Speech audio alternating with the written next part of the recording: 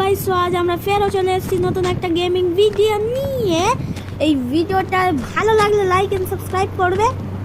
তো চলো, আমি এখন ঘরের বাইরে বের হয়ে গেছি।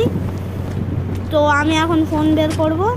চলো, ফোনটা এখন বের করলাম, কল করবো। এবার 4/7 দিলে একটা গাড়ি বাইক এলো। চলো, বাইকটায় বসলাম। এবার আমি চালাবো, গাড়ি চালাচ্ছি। একজনকে ঠুকতে ঠুকিনি আর। চলো, যাচ্ছি। টার্ন মারলাম।